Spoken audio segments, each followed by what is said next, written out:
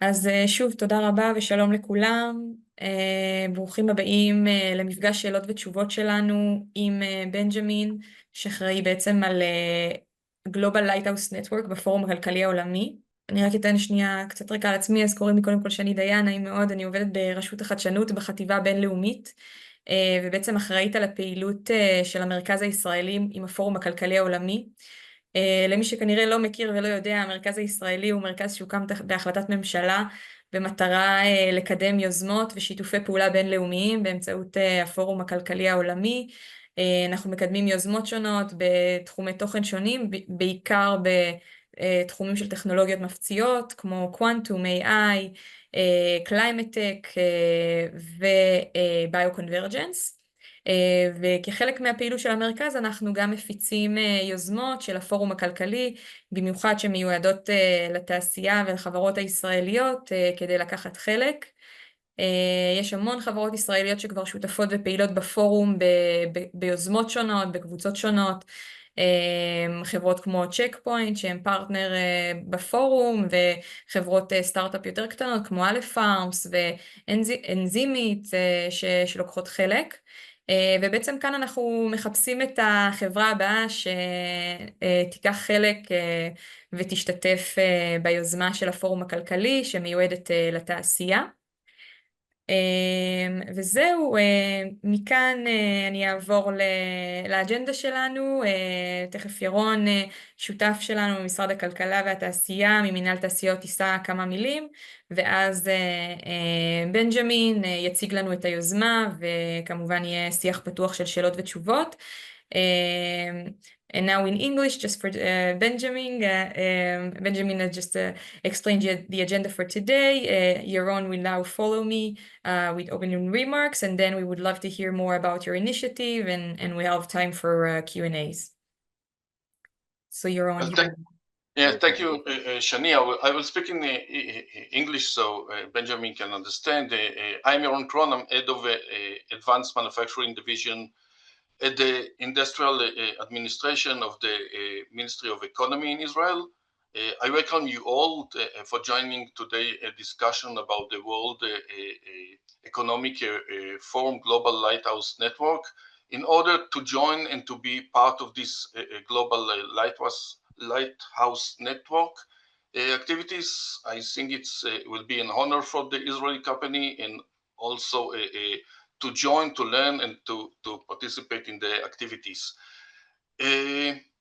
All the above is actually to contribute for the advancement of innovative industry in Israel, I think also worldwide, to share. We have a lot to share in Israel, and also I think we can learn from other industries around the globus. The Ministry of Economy sees the highest value in promoting industry in general, and especially in automation industry, particular since there is no choice. I mean, we have to be advanced. The population is growing, the demands for products, and there is a worsening shortage of worker. I think everybody can feel it. There is no worker. Foreign worker are inexpensive, and they are bad solution for long terms. The answer can be only automation, not anything else. This is the solution. This is the future, and we have to run for it as fast as we can. I want to thank the Center for the Fourth Industrial Revolution in Israel at the Innovation Authority, Shani Dayan here, and Mr. Benjamin for his time and willingness to share with us the variety of the activities or the opportunities that come with joining for the Forum Global Lighthouse Network. And I hope we will have a fruitful meeting. Thank you all. Thank you, Yaron. Benjamin, I think the floor is yours, and thank you again for being here with us and taking your time. Yes, thank you so much. And apologies, it seems that I have a light here from the top in this room, so I can't really do anything about it. But so thank you all for being here, and really excited for this invitation to share more. So before I share screen and some content, I just briefly wanted to introduce myself and our work a little bit. Then we go into more detail. So I'm Benjamin. I'm with the Center for Advanced Manufacturing and Supply Chains at the World Economic Forum. This is one of the topical groups, basically, in which we work and through which we drive impact year round, right? So many of you may know the World Economic Forum for its signature annual event in Davos every year in January. But of course, there's a whole group of different platforms, initiatives, and thought leadership pieces that we produce throughout the year. And one of these initiatives that we have is called the Global Lighthouse Network, which is also the one I lead for the past almost 5 years. And I'm happy to share a bit more about the philosophy behind it. What's the idea? Also, what's the value, and what is the potential way to engage with it? Should you be interested? Right. With that, I'm gonna share my screen for a little bit of material. I'm gonna not make this too long, so we have definitely enough time for some Q&A if that's of interest. Okay, going full screen. Can you see my screen? Yes, we can. Great, thank you. So as I just shared, the Center for Advanced Manufacturing and Supply Chains is one of our topical groups here at the World Economic Forum, and we mostly focus on making advanced manufacturing, or the industrial ecosystem, if you so want, more innovative through the deployment of advanced technologies, more sustainable, and also more talent focused. So these are our 3 main priorities, and the Global Lighthouse Network is one of our major pieces of work, basically one of the flagship initiatives, which has been running for over 8 years now, and through which we operationalize these overarching goals of our center.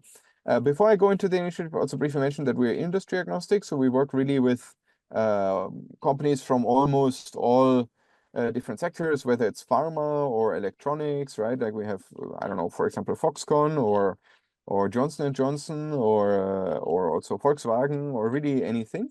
And we, instead of industry, we focus on the big overarching topics that are shared among all the different industries. And digital transformation is definitely one of those, where there are a lot of shared common challenges and also opportunities of how to increase your business value based on that. That said, the Global Lighthouse Network is, as I shared, one of our projects. And so this actually started back in 2018 with a simple realization. And this is that we heard more and more from senior executives from all over the globe that they saw some discrepancy between, on one hand, how digital was driving value in their daily lives. So, I mean, mid-2010s, right? We're not talking about the 90s here. People had Uber and Airbnb and Google Maps and local apps. And I mean, we were using digital on the day-to-day. But then you go to your factory or your supply chain organization, and just probably pen and paper for a lot of them in the mid-2010s still. And so one key thing that was told to us was that one key challenge is that it is very hard to truly understand what is really the benefit of digital transformation, right? Like, what do we really get out of it in terms of numbers? Not just financial numbers, of course, that is important, but also operational numbers, right? Not everything. I mean, some things are directly tied to finances, some things are indirectly tied, and they're still very relevant, right? Like OEE or quality ratings, et cetera, et cetera. And so we started the Global Lighthouse Network back then as a neutral platform where we could, on the one side, identify through a rigorous process, it's an application process, and then award and showcase some of the most advanced sites around the globe, which are those sites that have made a real difference and that can show us how they have really benefited from transformation. And then on the other side, it is a network. So the idea is, of course, that these sites can learn from each other, because everyone, even the most advanced ones, will always have a next step in which they can improve and where they could learn from some others. And so we have created this. And since then, we have done 15 assessment waves, and we have reached a total of 223 lighthouses to date that we have assessed. And you can see here's a map. It's truly global. Actually, there's an interactive version of this map online. So we will share this material afterwards, and you can explore on our website. You can see what all these different dots are. Each dot is basically a lighthouse or a group of lighthouses. So you can see it's pretty global. Of course, there are some white spaces. We're working on those, but overall, it is nicely distributed. And also industrially, like I said, we cover really all sorts of industries, from consumer goods to electronics to pharma to automotive to various others. So again, the idea is really to focus on these shared challenges and cross-industry learnings that are possible there. And then on the other side, we have various ways of distributing this learning. So we have a digital platform in which some of the data of the lighthouses, of course, in agreement with them, can be explored, and some of their best practices, etc. And we also have regular community meetings where senior executives of lighthouses and other forum partners meet and discuss some of the latest trends in technology and maybe see how one specific lighthouse operates. For example, I think the next time we do this, it's with a Lenovo site in Mexico. So they are hosting and they're sharing with others how they have achieved their success and also what the pitfalls were, what to look out for, these sort of discussions. So that is what the Global Lighthouse Network is all about. I'm going to talk briefly about how we evaluate lighthouses, because that's the natural question, right? So I said highly advanced, but what does it actually mean? And in our definition, what it means is 4 things, basically. So the most important one is impact. This is because of the design philosophy of this network, right? So the idea was always to show the real world difference that was made through the transformation. And so here we have impact achieved. It's the number one thing we want to see. How much did you actually improve from A to B over the last few years through the deployment of advanced solutions? And then we want to see these actual solutions in action. And so we want to verify that they are highly advanced. This is these days mostly around decision automation, advanced analytics, of course, the catch-all phrase AI, but it doesn't all have to be AI, because of course there are different definitions of that, etc. I'm not going to go into that detail, but we see a lot of that. And then capabilities and enablers that have been built underneath. So what is your infrastructure? What do your teams look like? Is it set up for continuous innovation? Is it a one-off? These sort of questions. And we also take into account, of course, certain local challenges of the industry or the geography that the site is in, because there are just external factors that can determine what you could call advanced in a specific context. And so this is what makes up the Global Lighthouse Network. First and foremost, real-world impact, solutions, capabilities, and challenges. And just briefly on the mechanics of it all. So twice a year, we open an online application form where anyone can nominate themselves, and there are a series of questions. You have to provide quite some data for us to do an initial evaluation of whether you fulfill these criteria of impact and advanced solutions.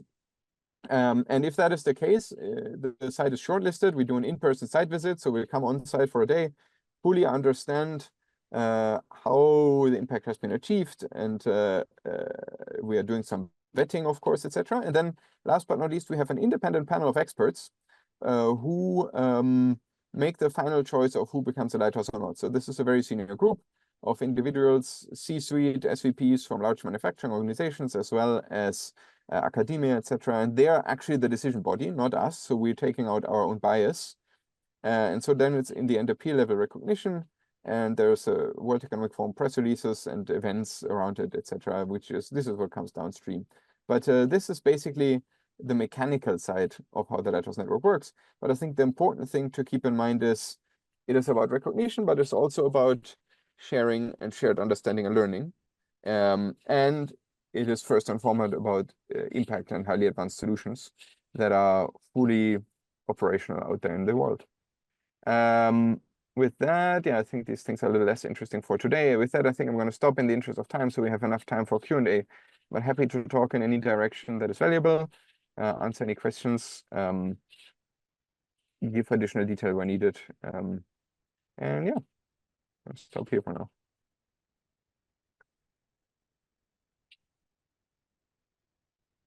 Maybe people are shying, so I'll start. We always Sure. thought that the booth meeting every year is just for all the leaders from all around the world to come, meet with each other and give some statement. Now we see that there's real action after from these meetings, and I'm happy to see that. And maybe you can give us some more words about not only joining you, but what can they get from that? Yeah.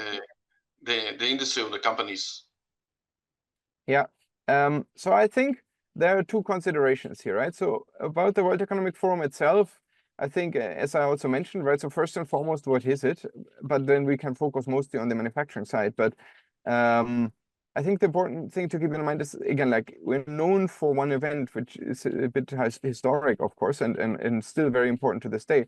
But at the end of the day, the World Economic Forum, first and foremost, is just a not-for-profit international organization in Switzerland that focuses on bringing together senior leaders from different stakeholder groups, whether it's politics, whether it's academia, whether it's business, to drive forward these topics, right? And so I think, let me just look for one thing here.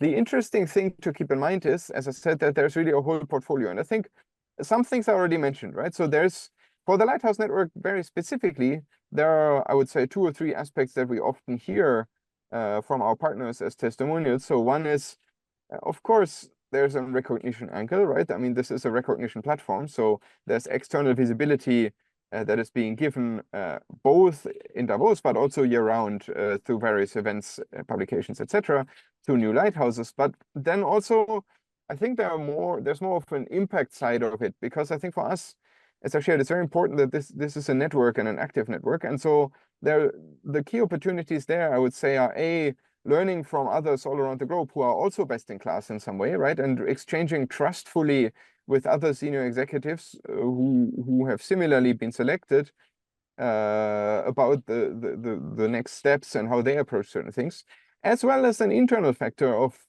having something like the Lighthouse as a goal. We have heard very often from our partners, can be quite a motivator to align teams and provide purpose for digital transformation, which in its own, of course, ultimately brings a lot of business benefits, right? Around talent empowerment, around efficiency, around sustainability, around all these topics like driving down costs, etc. I mean, me being more efficient is always a good thing, right? However, it's not always easy to align everyone behind it. And we have heard that something like a Lighthouse Network recognition can be a nice goal for that as well. So there are really multiple different angles to think about it. Then for the forum itself, and especially the Center for Advanced Manufacturing, I'm just going to briefly show one thing, but there's a multitude of things we do, right? So the Lighthouse Network is just one of them. I think, as I shared, our main work focuses around these 4 areas, right? Technology and innovation, sustainability, people-centric, and actually something around value chain resilience as well globally, understanding what are the factors, etc. And so, of course, the benefits of being a part of it all is that you can influence the direction of these topics and contribute to the toolkits and publications and these sort of things that get developed in the different initiatives. I think for the Lighthouse Network itself, yeah, I think it's mostly what I just shared. It's the learning aspect, it's the mission-driven aspect, it's the visibility, to be transparent. But there's much more behind it, right? There's the opportunity to learn in multiple different directions with our communities and network. And I think these are some of the core things that we do, and that we often hear from externals as to why they're being part of it. Like the 223 lighthouses, for example, that already exist. They give us these sort of reasons. Can you give us some of the name of the companies? Of course, and they're all public, right? So I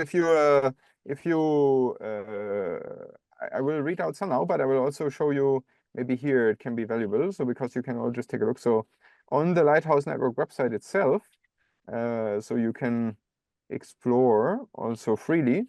There's a tab. So this is a Global Lighthouse Network website, and we will share the link afterwards. There's a tab called Lighthouses. And if you go there, you have on the one side here this map, right, as I shared, so you can explore it. I don't know, you can, for example, look who's here in Germany. Okay, this one is Agilent Technologies, or here DeLonghi.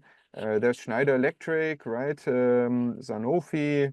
Here's Schneider Electric one. You can also explore them by industry or by region.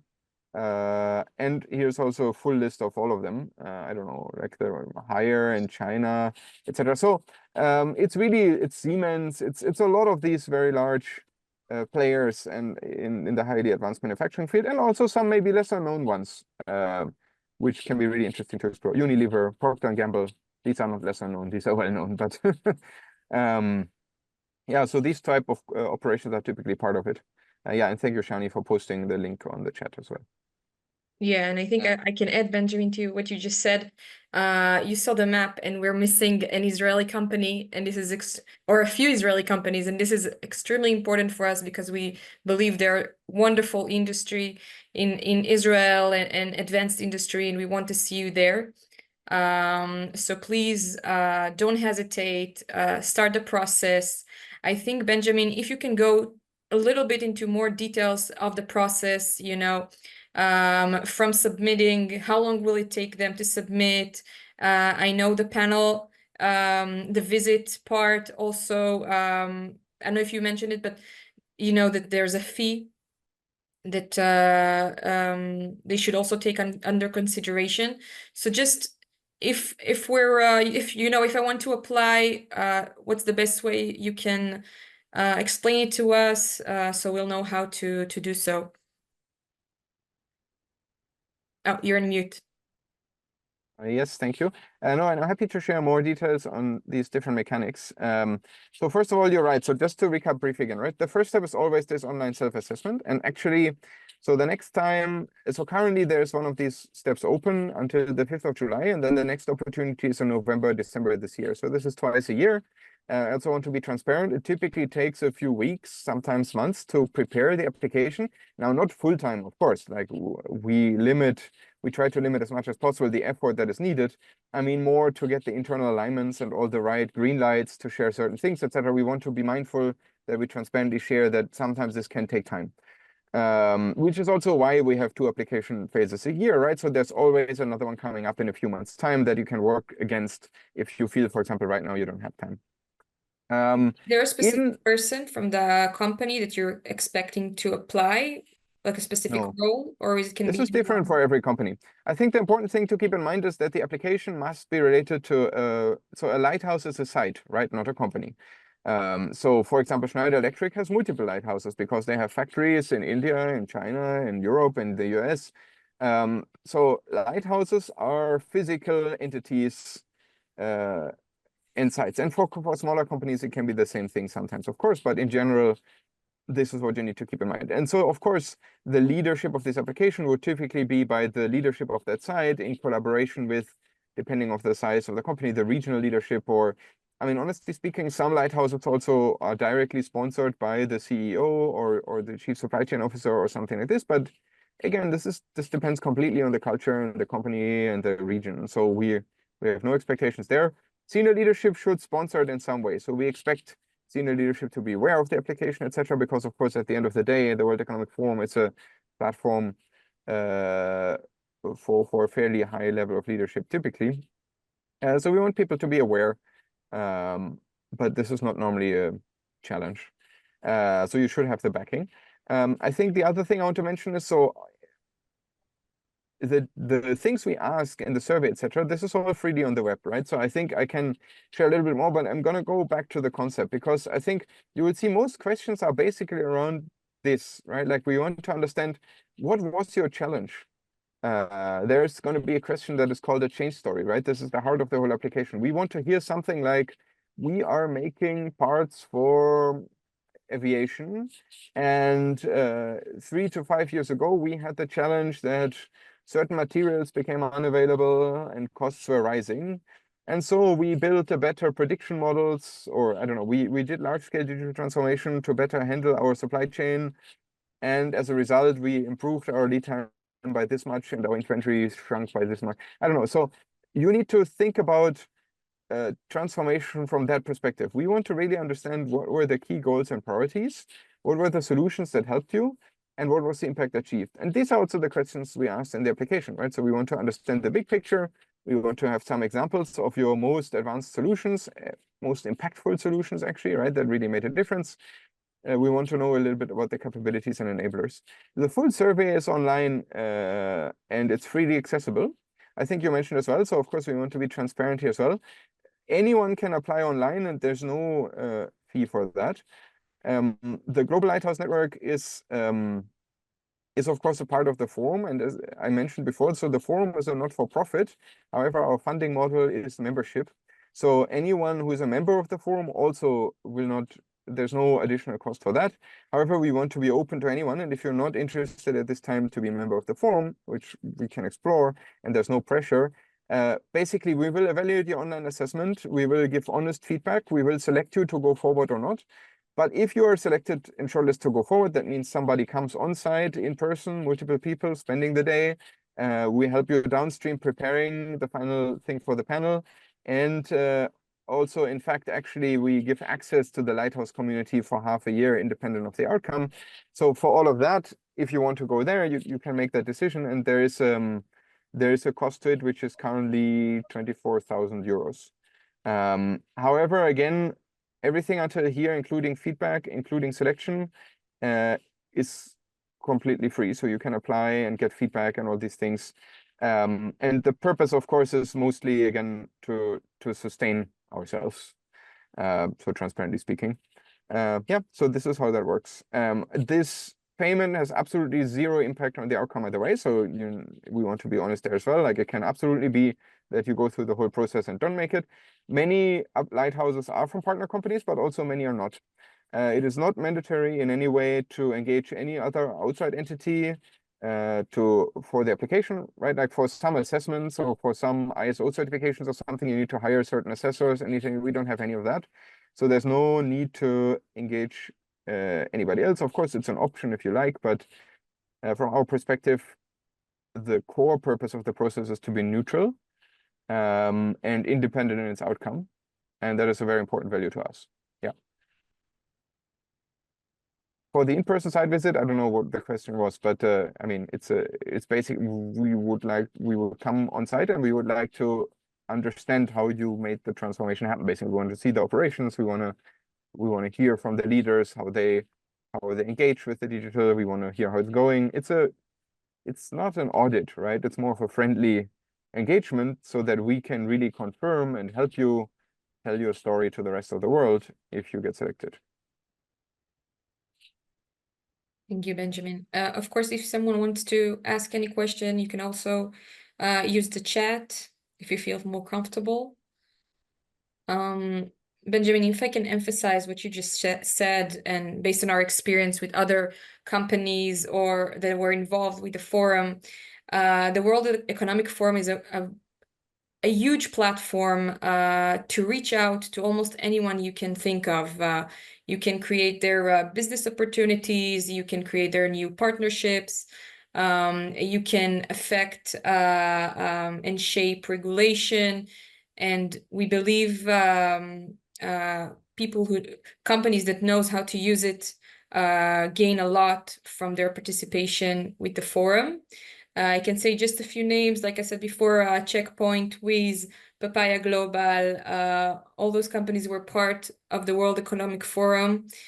And we believe that in the industry, in the advanced manufacturing area, there's also a mutual place for collaborations. So please, any question you have, if you didn't get your answer now and you want to reach out to me later, let me know, and we'll do our best to help you in the process to apply to this initiative. Yes.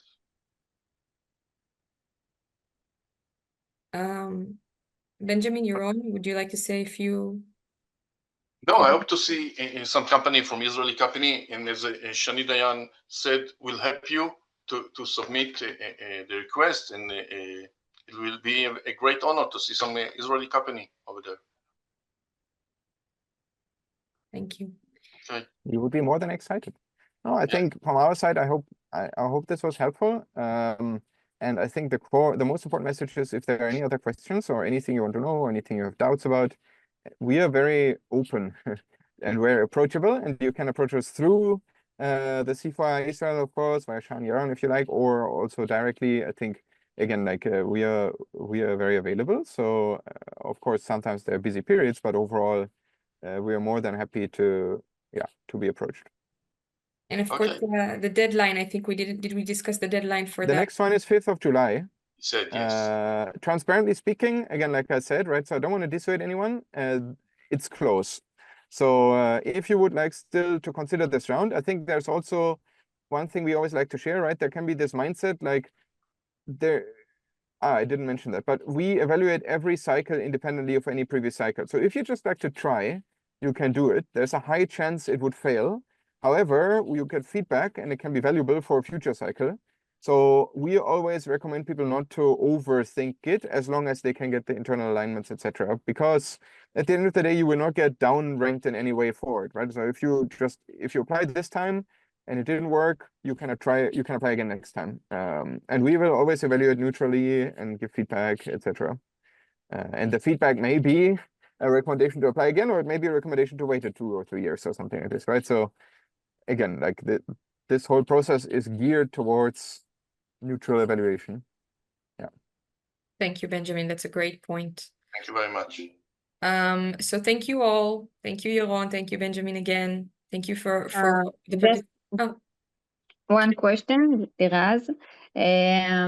I missed all the beginning. There is an option to send the record of the meeting. Yes, we will send record. Okay, thank you. No problem. Okay, thank you everybody, and have a good day. Thank you. Have a good day. Bye-bye.